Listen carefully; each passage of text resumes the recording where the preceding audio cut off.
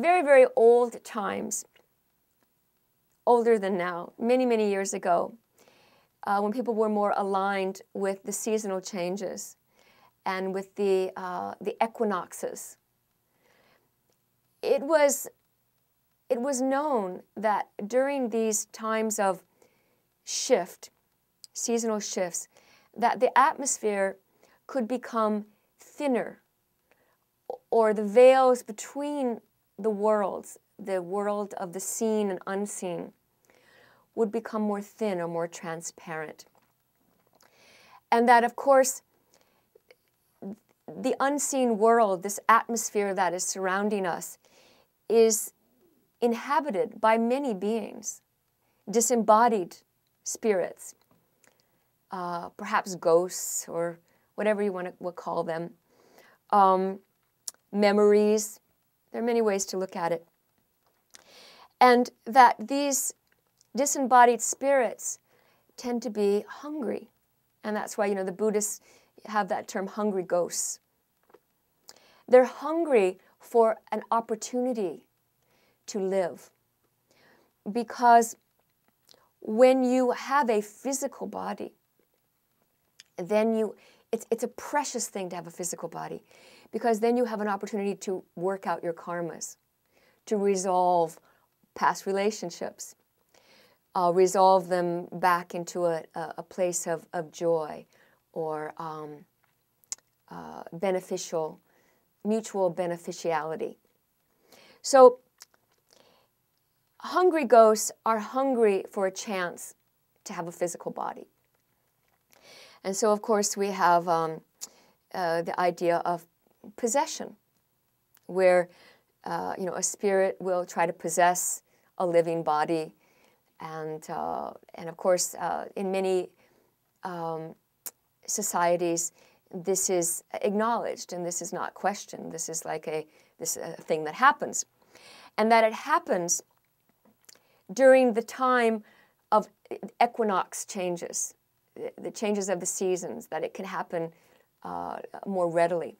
And so there was a practice of barricading one's house and putting like a scary, mask, or, like if you want to scare away the disembodied spirit. So you put like a very scary, mask or demon-looking thing above your door or on your windows. And you also give some food, because the spirits are hungry. So you're not going to let them have your body, but you'll give them some other bodies, some food, right? So people put food outside to feed the spirits. And they locked themselves up inside their house. And they prayed. And they prayed for protection to various saints and gods and goddesses and ancestors, perhaps. This practice was done, it was done in Ireland. That's where my ancestors come from. India still does this practice. In India, this is still done.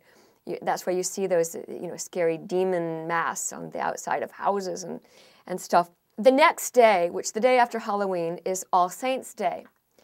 And traditionally, it was if you survived that night when the hungry ghosts were out trying to, eat you, you only survived due to the protection that the saints gave you. And so the next day was then a celebration and an acknowledgement and an appreciation to those protector saints. And so it is All Saints' Day. But the Halloween night, the night before, then sort of evolved into, people knew that everybody was going to put food out. So some people then went around and took that food from their neighbors, or went to the nearby village where they wouldn't be seen.